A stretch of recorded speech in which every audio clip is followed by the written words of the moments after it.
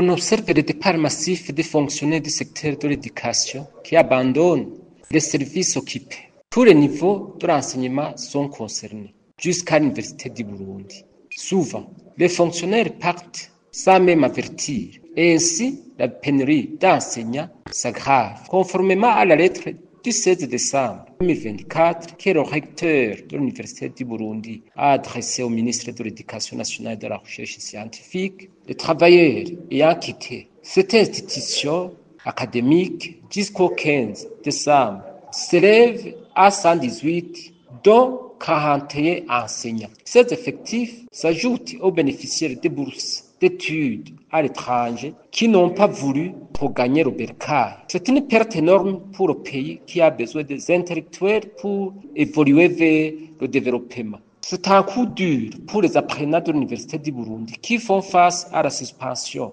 des apprentissages et à une année académique qui s'allonge. Mais pourquoi ces départs? La raison majeure revient à la rémunération peu motivante perçue par les fonctionnaires, payée par l'État dans le contexte de la flambée des prix des biens de première nécessité. La politique salariale initiée par le gouvernement n'a pas apporté une valeur ajoutée pour les travailleurs suite à la hausse des prix des biens et de services. Aujourd'hui, les travailleurs sont désemparés. À l'Université du Burundi, la politique salariale a été à l'origine de la suspension des 3 acquis.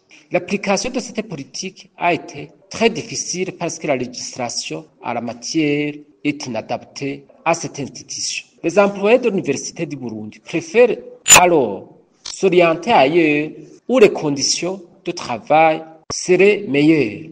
Au sein de la Fédération nationale des syndicats du secteur de l'enseignement et de l'éducation du Burundi, FENASEB, nous demandons au gouvernement d'engager dans l'immédiat le dialogue franc et sincère avec les représentants des organisations de travailleurs pour discuter de toutes les questions qui concernent le monde du travail, en l'occurrence, question de la rémunération. On entend souvent les autorités dire que la solution au salaire insuffisant est l'initiation des activités d'autopromotion. Faudrait-il que les fonctionnaires s'engagent dans de telles activités au détriment de l'exercice des missions qui leur sont confiées par l'État? Dans le secteur de l'éducation, il s'agirait d'ajouter le drame au drame, car la dépréciation de la qualité des enseignements continuerait à s'aggraver.